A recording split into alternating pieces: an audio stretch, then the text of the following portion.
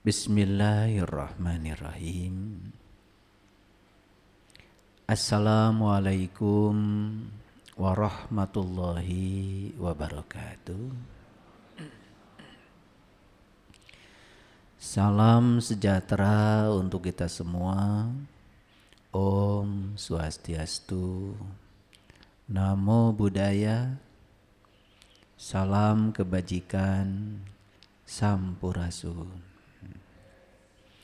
Rahayu Sagung Dumadi, semoga seluruh makhluk hidup di semesta ini, baik yang kelihatan maupun yang tidak kelihatan, di setiap ruang dan waktu, di semua tingkatan, senantiasa hidup berbahagia. Semoga kita semuanya selalu menjadi sumber cinta, sumber sukacita, sumber kesejahteraan, sumber kedamaian bagi semua makhluk dimanapun mereka berada. Orang-orang yang berkesadaran, kemanapun dia pergi, kehadirannya itu pasti dirindukan oleh semua makhluk, baik yang kelihatan maupun yang tidak kelihatan. Karena orang yang berkesadaran di dalamnya sudah menjadi energi, sudah menjadi vibrasi. Karena begitu kita mengubah diri dari materi menjadi energi, maka kita menjadi terhubung. Dalam dimensi materi, semua materi itu terpisah. Tapi begitu kita memasuki dimensi energi, maka kita menjadi terhubung. Terutama yang terhubung adalah rasa kita.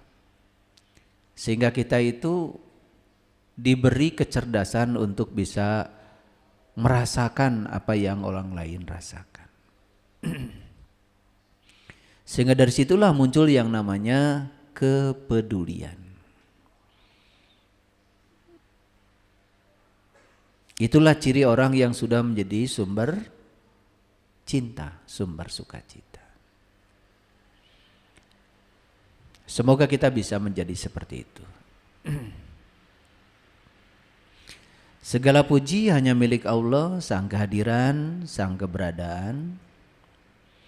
Dia dekat bersama kita, selalu membersamai kita. Bahkan sekarang pun kita bersama Dia.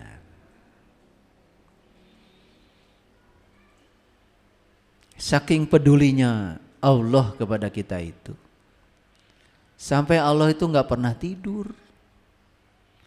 Ngantuk saja Allah itu gak pernah. Jadi Allah itu selalu waspada,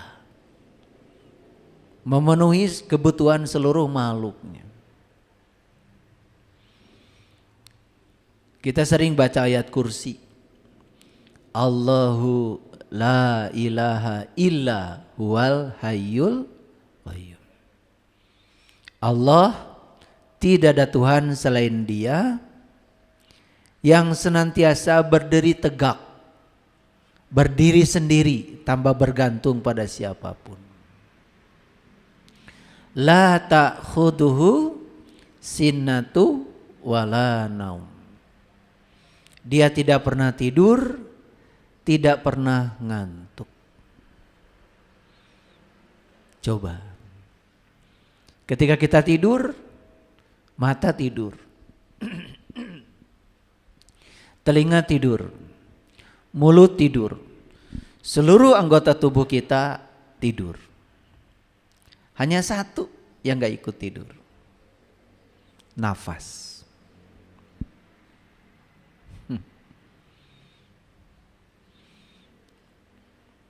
Jadi siapa nafas itu? Bukannya itu yang disebut dengan la ta'khuduhu sinnatu wala naum. Kita belajar agama tuh udah kejauhan. Yang asli dianggap asing, yang palsu dibela habis-habisan. Kalau ada orang cerita Allah menurut pikirannya dianggap benar, yang nyata dalam diri kita, mewujud sebagai sang hidup pada diri kita. Nafas kita sendiri tidak kita sadari.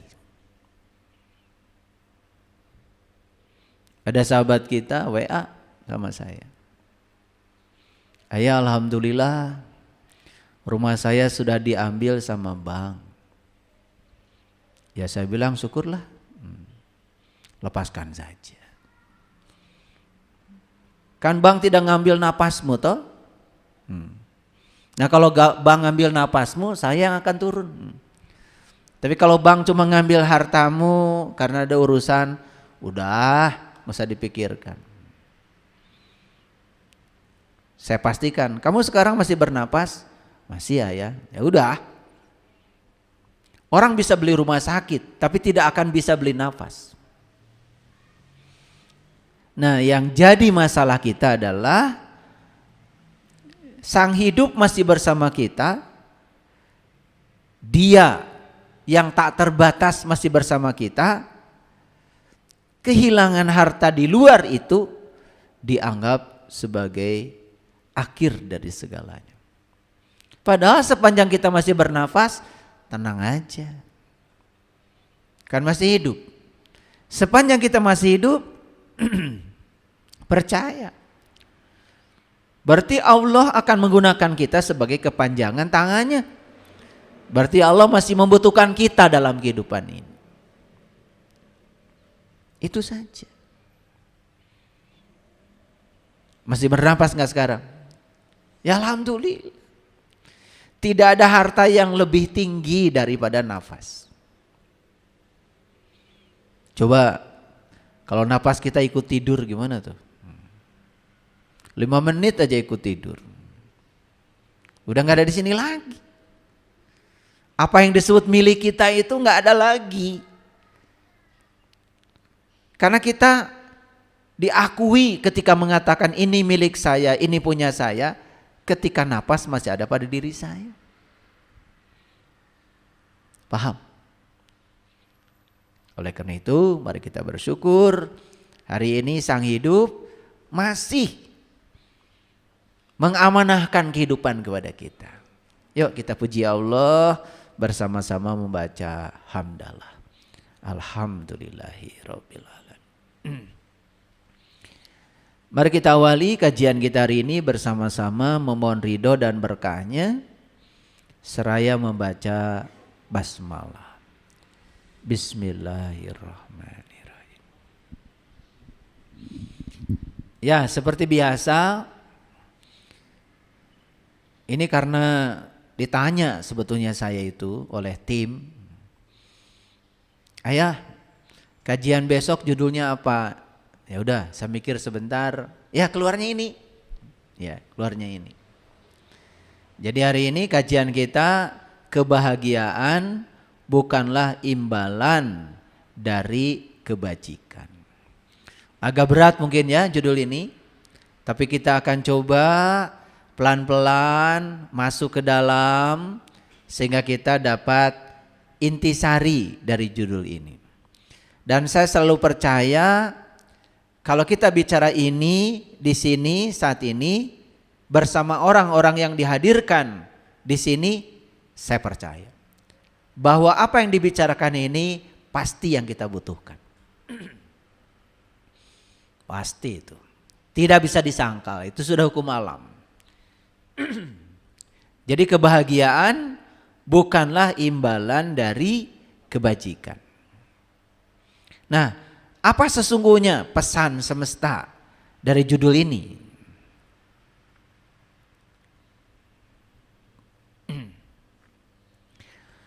Pasti semua orang ingin bahagia, bukan?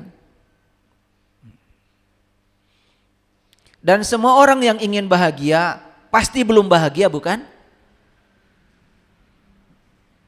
Ngerti? Coba acungkan tangan siapa yang ingin bahagia, acungkan tangan. Semua yang acungkan tangan itu belum bahagia.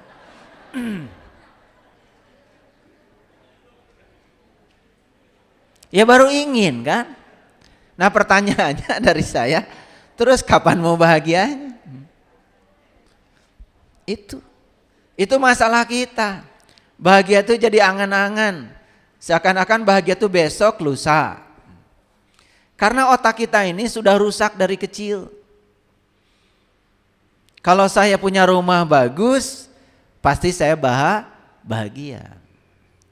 Jadi untuk bahagia itu harus nunggu rumahnya bagus. Kan ada pertanyaan tuh, bagaimana kalau sampai mati rumahnya gak bagus-bagus? Berarti kan dia mati dalam keadaan tidak bahagia.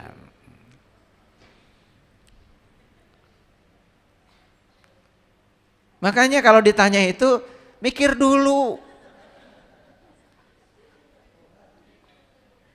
Nah karena kita ini selama ini jadi orang lain, tidak menjadi diri sendiri. Nah oleh karena itu semoga kajian ini akan membuat kita menjadi sadar.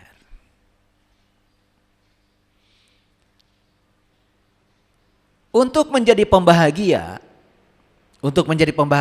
pembahagia itu berarti orang-orang yang bisa menjadi sumber kebahagiaan bagi orang lain.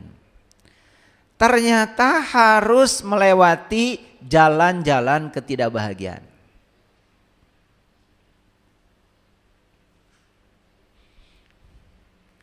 Saya tanya sekarang, awas jangan kejebak lagi. Siapa yang mau menjadi pembahagia? Acungkan tangan. Acungkan tangan. Ini baru bagus nih ya. Berarti orang yang acungkan tangan ini para pemberani. Orang-orang yang ingin menjadi pembahagia. Nah ada pertanyaan yang kedua nih dari saya. Untuk yang acung tangan tadi. Siap gak melewati jalan-jalan ketidakbahagiaan? Bagus. Jadi jangan bermimpi kita bisa memperbaiki mobil orang kalau kita belum pernah punya pengalaman memperbaiki mobil sendiri yang mogok-mogokan. Saya pernah merasakan tuh sama istri saya, sama keluarga. Sudah gagah mau piknik, pokoknya segala dibawa, kasur, timbal, segala macam. Baru jalan sebentar, mogok mobilnya. Jadi saya pernah berada pada posisi beli mobil itu ya mogok-mogokan. Tapi karena saya berbaik sangka kepada Allah, saya yakin Allah punya maksud dengan saya. Ternyata saya disuruh supaya saya kreatif sehingga saya bisa memperbaiki mobil. Gara-gara saya punya mobil mogok-mogokan itulah saya pernah punya bengkel, usaha bengkel dan maju luar biasa.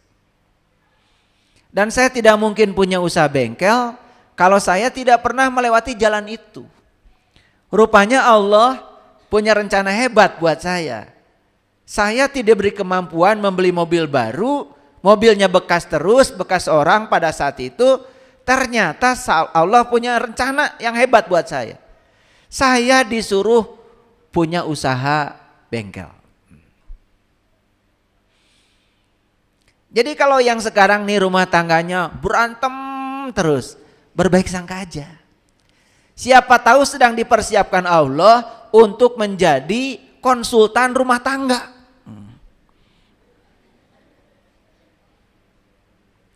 Kalau berantemnya berakhir, maksud saya.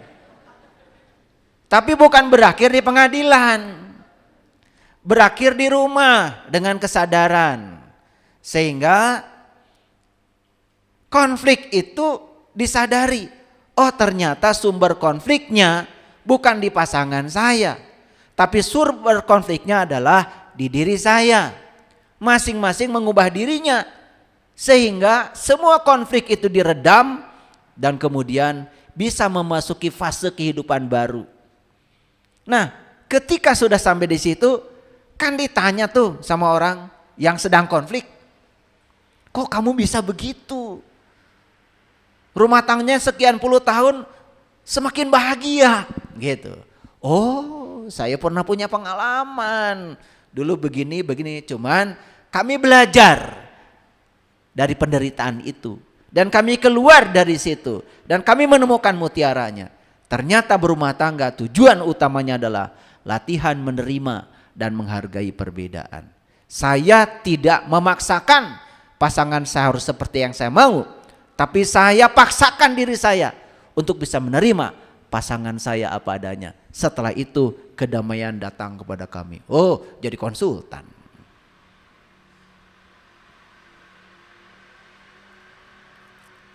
Jadi tidak ada yang buruk dalam kehidupan ini. Tidak ada yang buruk. Yang buruk itu pikiran kita. Penilaian pikiran kita. Semua baik-baik saja kalau kita bisa menerima pesan-pesan semesta lewat semua peristiwa yang dihadirkan dalam kehidupan kita. Paham? Jadi untuk menjadi pembahagia ternyata harus melewati jalan-jalan ketidakbahagiaan. Gak mungkin saya bisa cerita di sini, ya, bisa menjadi pembicara seperti ini kalau saya juga tidak punya pengalaman dan saya juga melewati jalan-jalan itu. Udah kenyang dengan jalan itu. Tetapi tidak ada yang buruk. Ternyata semua jalan itu adalah jalan saya. Yang tidak bisa dilewati hanya oleh saya sendiri. Makanya jangan meniru-niru jalan orang lain. Ya jalan orang lain buat orang lain. Karena setiap kita itu sudah disediakan jalan sendiri. Itu jalan terbaik yang disediakan semesta buat kita.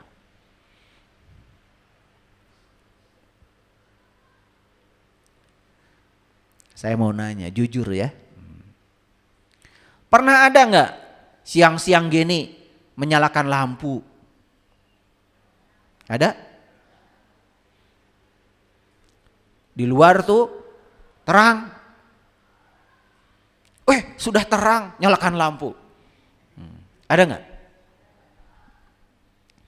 Paling juga dianggap ada masalah ini orang kayaknya. Siang-siang matahari terang menyalakan lampu.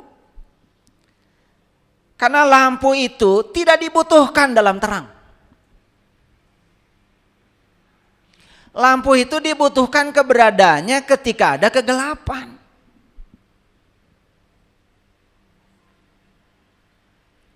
Sekarang saya mau nanya lagi. Ini banyak pertanyaan nih hari ini. Gak tahu, pokoknya saya hari ini pengen nanya aja. Siapa yang ingin jadi sumber cahaya? Acungkan tangan. Sedikit ya. Jadi sumber cahaya gak mau?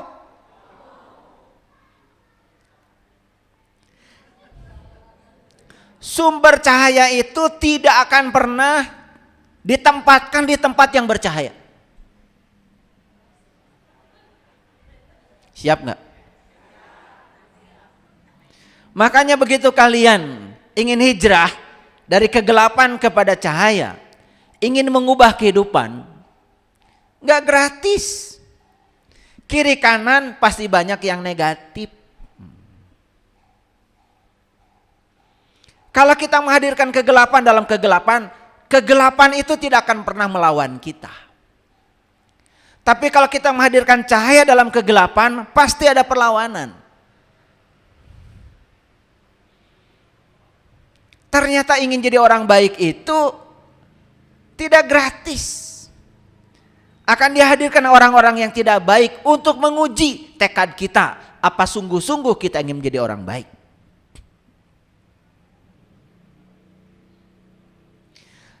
Jadi begitu kita bertekad untuk menjadi sumber cahaya, maka kita akan ditempatkan di tempat kegelapan. Dan semua lampu dikelilingi oleh kegelapan. Karena memang lampu dibutuhkan di tempat gelap. Tempat terang tidak perlu lampu. Paham? Jadi siap jadi sumber cahaya? Siap diselimuti oleh kegelapan? Takdirnya sumber cahaya pasti akan diselimuti oleh kegelapan. Tidak ada nabi dan rasul yang perjuangannya mudah. Begitu mereka itu membawa ajaran terang, pencerahan, sumber cahaya, pasti ada perlawanan. Dan tidak ada nabi dan rasul yang dilahirkan di tempat terang. Mereka semua diutus oleh semesta di tempat yang penuh dengan kegelapan. Jadi hukum alamnya sederhana. Kalau kita ingin menjadi sumber cahaya, siap-siap dikelilingi oleh kegelapan. Lalu ada pertanyaan, mengapa saya diselimuti kegelapan? Pertanyaan itu dijawab sederhana. Kegelapan itu dihadirkan untuk tahu berapa kuat intensitas cahaya kita. Makanya kalau kita beli lampu kan ada tulisannya itu. Tulisannya itu 40 watt, 60 watt, 80 watt. Nah watt itu bahasa fisika, nama orang fisika. Jadi watt itu artinya joule per detik. Satuan energi itu joule. Jadi kalau lampu 40 watt artinya dalam 1 detik lampu itu perlu energi 40 joule. Kalau lampu 80 watt sama 1 detik. Dalam 1 detik perlu energi 80 joule. Semakin besar wattnya semakin besar energi listrik yang dibutuhkan. Tetapi semakin besar intensitas cahaya yang dipancarkan. Jadi jangan sok-sokan ya. Baru 5 watt. Tiba-tiba ingin menerangi alam semesta. Ini kan banyak yang lucu ya. Dirinya sendiri masih gelap, sok-sokan ingin menjadi penerang bagi alam semesta.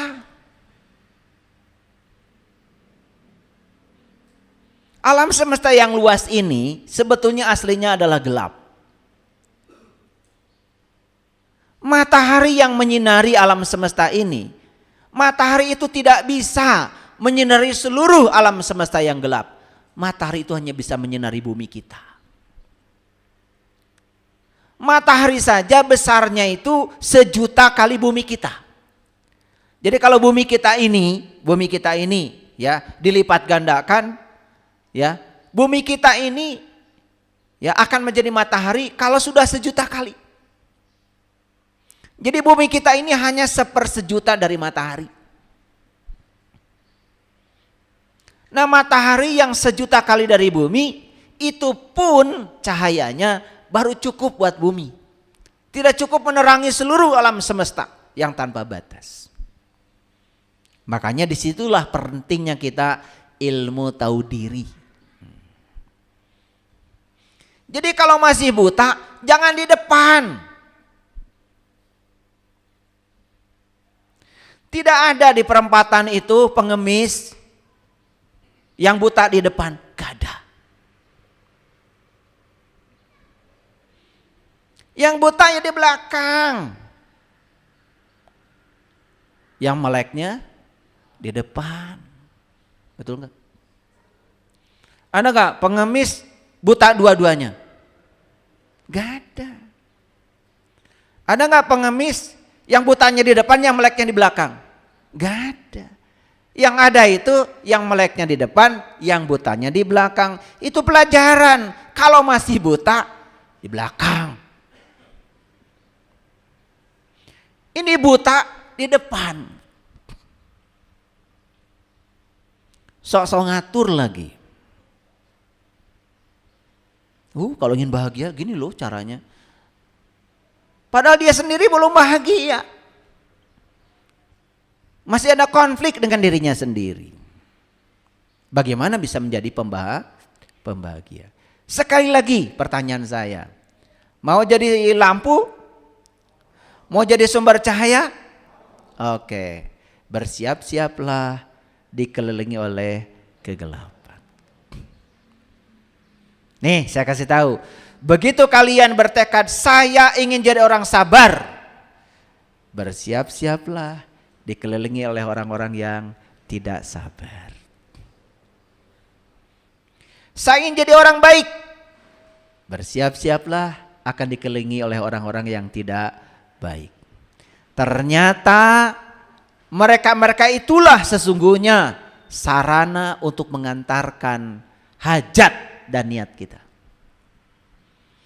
Jadi jangan bermimpi jadi orang baik kalau baru baik sama orang yang baik sama kita. Jangan bermimpi jadi orang sabar kalau kita baru sabar sama orang yang sudah sabar kepada kita. Itu semua ilusi. Paham? Pelan-pelan nih ngajinya. Seperti biasa, ini masih 5 km per jam. Belum naik nih, belum naik. Biasa pemanasan dulu. Karena apa? Otak manusia itu perlu warming up. Jadi manusia itu perlu ada pemanasan dulu tuh otaknya. Makanya ini masih pemanasan tuh. Belum masuk pada inti pembicaraan kita. Udah mulai hangat sekarang? Nah, makanya ngaji dengan saya syaratnya cuma satu, mikir. Ya, mikir. Karena ngaji ini meniti ke dalam, bukan meniti keluar. Ngaji ini bukan menghujat orang, bukan menilai orang, bukan merendahkan orang. Tetapi kita sedang membenahi diri kita ke dalam.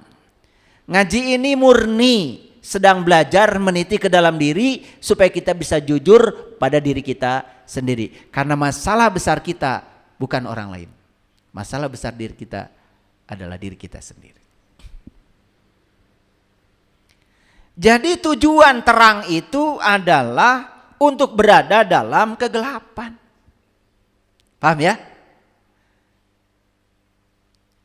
Begitu ada lampu yang mati, pasti kita akan merasa gelap, bukan? Pasti akan beli lampu supaya terang. Jadi tujuan terang itu jelas, bukan untuk dihadirkan di tempat terang. Tujuan terang adalah dihadirkan di tempat gelap. Nih saya kasih tahu, ada yang ngeluh sama saya. Ayah, kenapa ya? Selama hidup ini saya kok jadi tulang punggung. Orang tua saya tanggungan saya. Saudara-saudara saya tanggungan saya. Bahkan tetangga-tetangga yang tidak mampu kalau ada kesulitan pasti ke saya. Harusnya bahagia. Berarti Anda sedang dipersiapkan jadi lampu. Kalau kita percaya kepada Allah. Dan kita bisa menerima semua itu apa adanya. Maka Allah akan bilang, urusan kebutuhan dan tanggungan semua yang menjadi tanggung jawabmu, itu urusanku. Yang penting kamu yakin saja kepadaku. Tapi kita sering tidak yakin. Karena ada masalah, ada konflik kita dengan diri kita sendiri. Betul? Itulah pikiran. Jadi kesimpulannya, kalau kita ingin terang, bersiaplah dikelilingi oleh kegelapan. Paham ya? Oke. Nah kan judulnya, kebahagiaan itu bukanlah imbalan dari melakukan kebajikan. Karena sesungguhnya kebahagiaan itu pada dasarnya adalah kebajikan. Atau kebajikan itu sendiri sebutnya adalah kebahagiaan. Jadi tidak seri. Tetapi itu sudah simultan, sudah ada secara bersama-sama. Oleh karena itu, saya meminjam kata-kata cerdas dari seorang yang sangat hebat, namanya Warren Buffett. Dia adalah pengusaha Amerika yang sangat terkenal. Dia mengatakan kalau ingin bahagia cukup memiliki 4 kata saja. Kata yang pertama, do. Kata yang kedua what. Kata yang ketiga you. Kata yang keempat love. Jadi bahagia itu terletak pada 4 kata saja katanya. Do what you love.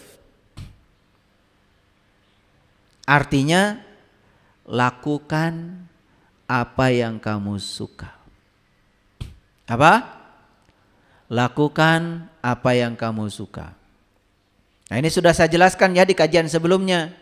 Ya, melakukan yang disukai saja tidak cukup ternyata. Apakah yang disukai dibutuhkan oleh semesta atau tidak? Apa yang disukai itu memberikan feedback kepada kita sehingga melakukan yang disukai itu menjadi pekerjaan bagi kita? Apakah melakukan yang disukai itu bisa menjadi profesi bagi kita? Kan itu masalahnya. Yang saya maksud adalah do what you love dalam konteks passionnya ada, missionnya ada, kemudian vocationnya ada, kemudian professionnya ada. Kita melakukan yang kita sukai dan ternyata yang kita sukai dibutuhkan banyak orang. Bagus. Ternyata yang kita sukai membuat kita punya pekerjaan. Bagus. Karena ada feedback di situ. Ada hadiah yang kita raih. Melakukan yang kita sukai ternyata membuat kita menjadi ahli di bidang yang kita sukai.